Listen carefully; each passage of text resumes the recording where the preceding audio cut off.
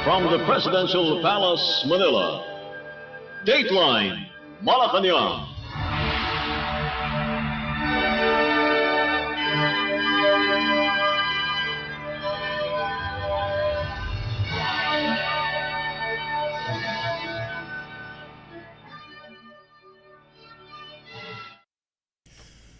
Good day.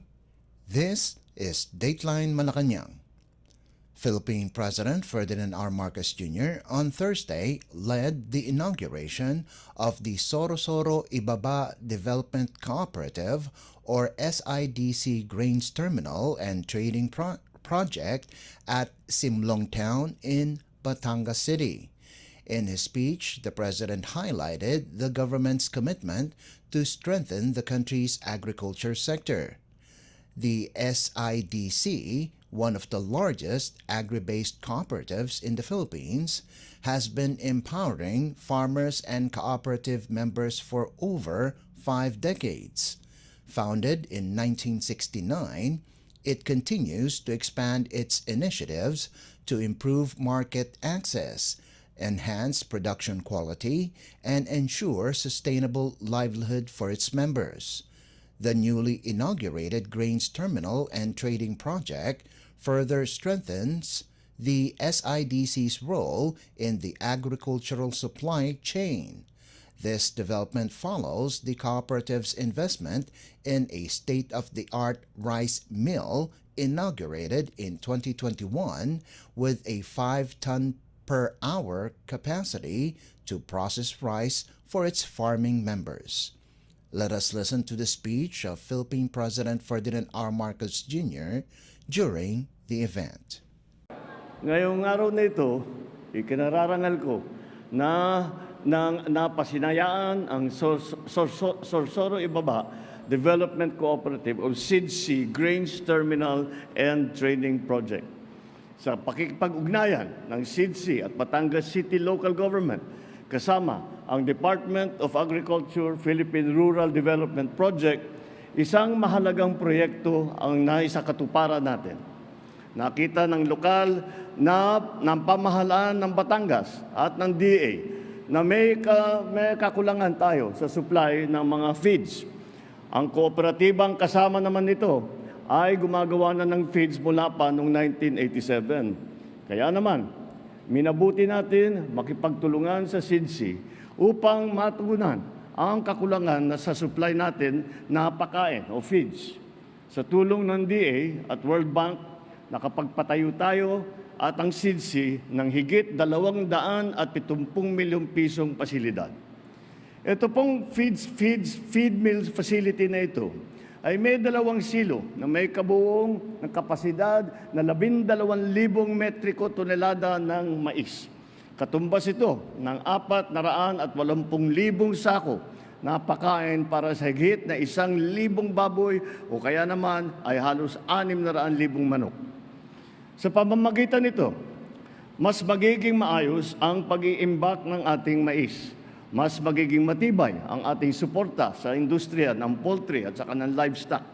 At higit sa lahat, magkakaroon ng katiyakan ng kita ang ating mga magsasaka at ang ating mga negosyante. Hindi lamang dito sa Batangas, kung hindi sa buong Calabarzon. Talagang masasabi ko na ang SIDC ay isang modelo ng kaunlaran. Pinatunayan ito na kayang-kaya ng mga kooperatiba na makipagsabayan sa mga malalaking negosyo at magpatayo ng mga malaking pasilidad. I extend my own personal congratulations being a great supporter of the cooperative movement. SIDC is one of our models and examples of how a cooperative should be run, how a cooperative helps its members, and how a cooperative helps the industry. Kaya naman po, talaga lahat ang una sa lahat ng aming mga polisiya, sa DA, sa pamahalaan, one of our the first elements of everything that we do is to consolidate and coordinate and organize all our farmers into cooperatives, farmers groups, all kinds of organizations. Kasi kapag iisa lang, ang lagi kong sinasabi ito mula pa nung ako'y nagsimula sa serbisyo publiko, kapag ang isang tao lang, if you are only one person, you have only one voice. You build a cooperative that is working well together, that is managed well, such as SIDSI.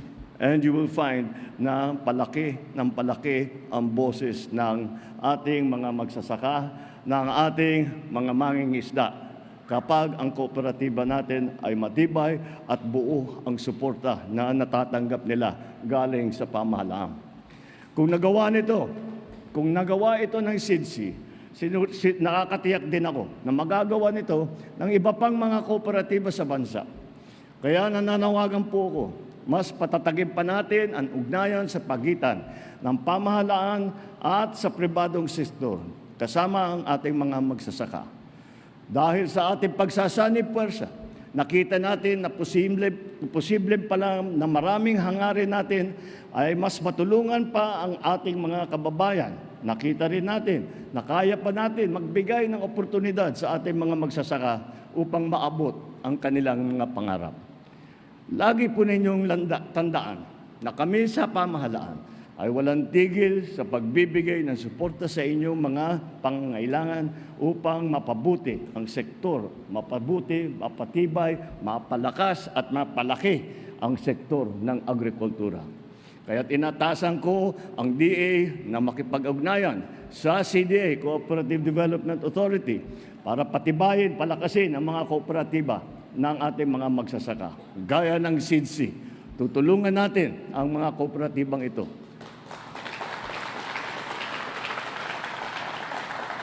upang magkaroon ng mga makabagong makinarya, mga post-harvest facilities upang mapataas ang kanilang ani at ang kanilang kita.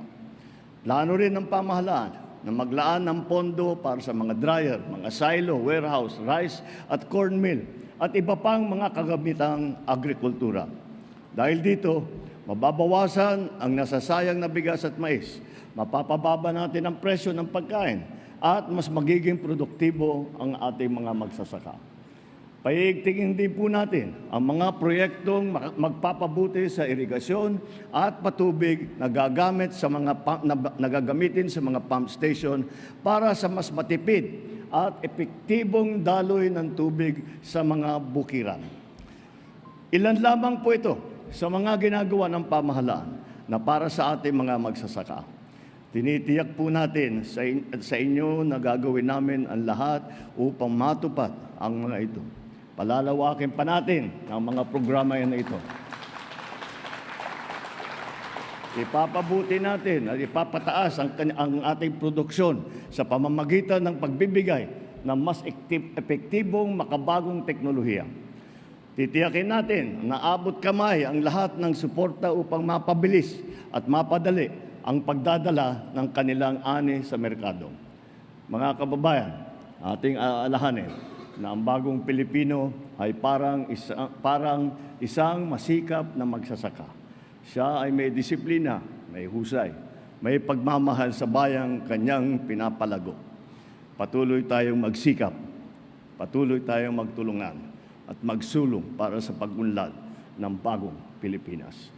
You just heard Philippine President Ferdinand R. Marcos Jr. Dateline Malacañang. Malacañang on Wednesday condemned the controversial drug war policy implemented by former President Rodrigo Duterte, emphasizing that it was an unacceptable approach for any government. In a press briefing, Presidential Communications Undersecretary and Palace Press Officer Claire Castro said, "It should not be a policy of any government in the first place, as it is against the law." Castro questioned the effectiveness of Duterte's drug war from a broader societal perspective, pointing out the grave consequences for the victims and their families. She also stressed that killing, particularly without due process, violates the law. Castro further said if it helped some people, how about the families of the victims? Duterte's war on drugs has been widely criticized, especially after the International Criminal Court or ICC launched an investigation into possible crimes against humanity, particularly extrajudicial killings, allegedly committed by authorities under his administration.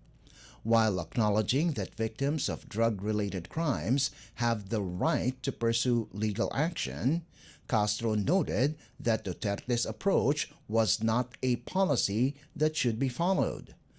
Duterte was arrested on Tuesday morning upon his arrival to the country from Hong Kong following the issuance of an arrest warrant by the ICC, which is investigating his drug war. The international probe is focused on the alleged killings attributed to Duterte's anti-drug campaign during his time as Davao City Mayor and as President. Hours after his arrest by the International Police Organization or Interpol and local law enforcement authorities, Duterte was flown to The Hague in the Netherlands, where the ICC is based. Dateline Malacañang. Meanwhile, Malacañang said former President Rodrigo Duterte could face a prison sentence of up to 30 years or even life imprisonment if convicted of crimes against humanity by the International Criminal Court or ICC in connection with his war on drugs. In a press briefing, Presidential Communications Office or PCO Undersecretary and Palace Press Officer Claire Castro said, "This depends upon the defenses that can be availed of by the former president. Based on the ICC's website, the tribunal does not impose the death penalty, but its judges can sentence a person to up to 30 years of imprisonment and, under exceptional circumstances, a life sentence." The ICC said, "Verdicts are subject to appeal and judges can also order reparations for the victims." Duterte's arrest by the International Criminal Police Organization or Interpol and local police stemmed from the ICC's ongoing investigation into allegations that Duterte's anti-drug campaign led to thousands of extrajudicial killings when he was Davao City Mayor and President of the country. The former president was flown out of the country late Tuesday evening. Castro, a lawyer by profession, said Duterte would have to face a local court in the Netherlands to determine if his arrest was proper before being brought to the ICC to face the charges against him. President Ferdinand R. Marcos Jr., in a press briefing moments after Duterte's plane departed for The Hague, stressed that the government was acting on the request of the Interpol, not the ICC, from which the Philippines has pulled out in 2019. Dateline Malacañang. In the meantime, Malacañang has yet to receive any information from the International Criminal Police Organization or Interpol regarding potential arrest warrants for former President Rodrigo Duterte's co-accused in the International Criminal Court or ICC's investigation into his controversial war on drugs. In a press briefing, Palace Press Officer and Presidential Communications Office or PCO Undersecretary Claire Castro said, if ever arrest warrants were issued against the co-accused, the government would respond in the same manner as it did with Duterte's arrest.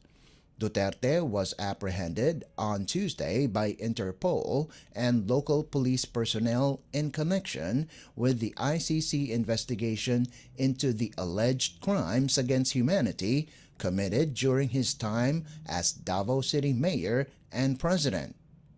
The former president's rule has been marred with allegations of human rights abuses linked to his anti-narcotics crackdown. Addressing criticisms on Duterte's arrest, Castro defended the government's actions, calling it a normal procedure under Philippine law. Section 70 of Republic Act or RA 9851 states that authorities may surrender or extradite suspected or accused persons in the Philippines to the appropriate international court, if any, or to another state pursuant to the applicable extradition laws and treaties. In a press briefing Tuesday evening, President Ferdinand R. Marcos Jr. reaffirmed that Duterte's arrest complied with the Philippines' commitment to the Interpol. Duterte was placed under government custody at Villamor Air Base on Tuesday morning after he, his common-law wife, Hanilet Avancenia, and members of his entourage arrived from Hong Kong. A plane carrying Duterte later departed Manila en route to The Hague, the Netherlands, where he is set to face the charges filed against him in connection with his war on drugs. Dateline Malacañang. In a related story, Malacañang said the Philippine government is ready to provide necessary assistance to former President Rodrigo Duterte, who is facing charges of crimes against humanity linked to his deadly drug war.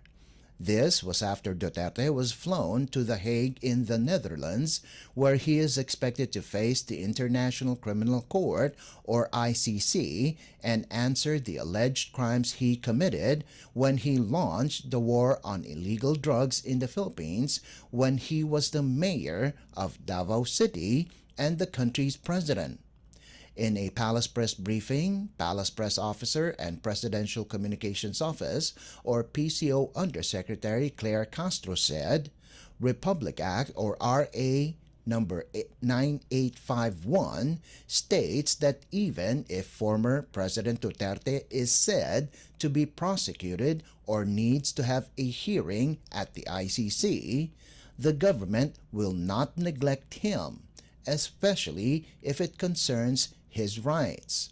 RA 9851, also known as the Philippine Act on Crimes Against International Humanitarian Law, Genocide, and Other Crimes Against Humanity, provides that the state shall guarantee persons suspected or accused of having committed grave crimes under international law all rights necessary to ensure that their trial will be fair and prompt in strict accordance with national and international law and standards for fair trial. Castro assured the public that Duterte is still in stable condition, saying the chartered plane carrying him to The Hague arrived in Dubai on Wednesday morning for a short layover. She also denied that Duterte was denied of his right to seek medical attention upon his arrest at the Ninoy Aquino International Airport, or NAIA Terminal 3 in Pasay City. Castro said Duterte was treated as a Filipino and as a former president when the arrest warrant issued by the ICC was served to him upon his arrival from Hong Kong. She added Duterte was accompanied by his preferred nurse, legal counsel, and security aide. Dateline Malacañang. Also on Wednesday, Presidential Communications Office, or PCO Undersecretary and Palace Press Officer Claire Castro said the travel authority of Vice President Sara Duterte to The Hague in the Netherlands was issued by the Office of the President, or OP. Castro told reporters that the OP issued a travel authority to Vice President Duterte at 8 o'clock Tuesday evening. However, she said the PCO was not immediately updated about the supposed travel, as the information was initially disclosed only to limited people due to the unusual urgency and the confidentiality of the document. The office of the Vice President earlier said Duterte departed Manila at around 7:40 Wednesday morning via Emirates flight EK337 bound for Amsterdam following the arrest of her father, former President Rodrigo Duterte, by the International Criminal Police Organization, or Interpol, and the local police. The former president's arrest stemmed from the International Criminal Court's ongoing investigation into allegations that his anti-drug campaign led to thousands of extrajudicial killings when he was Davao City Mayor and President of the country. Dateline Malacañang. Still on Wednesday, Malacañang said the Marcos administration will double its efforts to enhance foreign direct investments, or FDIs, in the country after the Philippines fell short of the $9 billion target for 2024. Speaking to reporters, Palace Press Officer and Presidential Communications Office, or PCO Undersecretary Claire Castro, said the government would try to determine why FDI net inflows were almost unchanged from $8.925 billion recorded in 2023 to $8.93 billion in 2024. Castro said President Ferdinand R. Marcos Jr.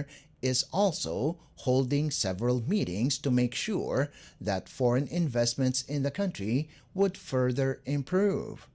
FDIs include investment by a non-resident direct investor in a resident enterprise, whose equity capital in the latter is at least 10%, and investment made by a non-resident subsidiary or associate in its resident direct investor. It can be in the form of equity capital, reinvestment of earnings, and borrowings. Data released by the Bangko Sentral ng Pilipinas, or BSP, on Monday showed that top sources of FDIs last year include Japan, the United Kingdom, the United States, and Singapore.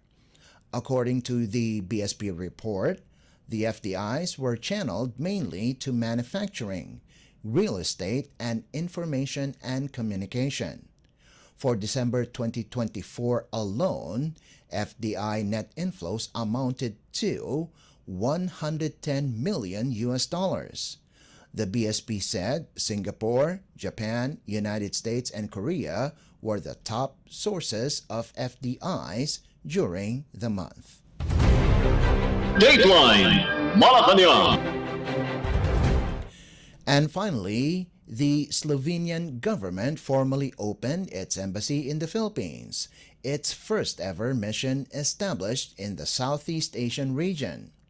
The embassy, located at the RCBC Plaza in Makati City, commenced initial operations on May 10, 2024, but consular services at that time were somewhat limited as the chancery was still under construction phase. Visiting Slovenian Deputy Prime Minister and Foreign Minister Tanja Fajon led the official opening of the embassy in a ceremony on March 11th.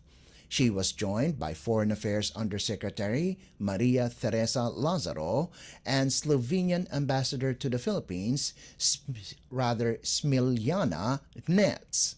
The renovation of the embassy premises was co-financed by European funds, the Border Management and Visa Policy Instrument. Fayon arrived in the Philippines for an official visit from the 10th to the 12th of March. At the beginning of her visit, she and Foreign Affairs Secretary Enrique Manalo convened a meeting to review opportunities for strengthening bilateral cooperation between the two countries. The two officials also exchanged views on a number of current international issues, including on the situation in the South China Sea, Myanmar, Ukraine, and the Middle East. Dateline Malacañang. Before we conclude our program, Radyo Pilipinas World Service of the Presidential Broadcast Service is heard over the following shortwave frequencies: 9.475 MHz, 15.640 MHz, and 17.820 MHz. You can also visit our Facebook page and YouTube channel at Radyo Pilipinas World Service. You will be able to hear and view our Filipino and English programs, including news updates here in the Philippines. Kindly subscribe, like, and share our posts as well. And that concludes this edition of Dateline Malacañang. For Radyo Pilipinas World Service, this is Leo Magpayo. Good day and stay safe. From the Presidential Palace, Manila, Dateline Malacañang.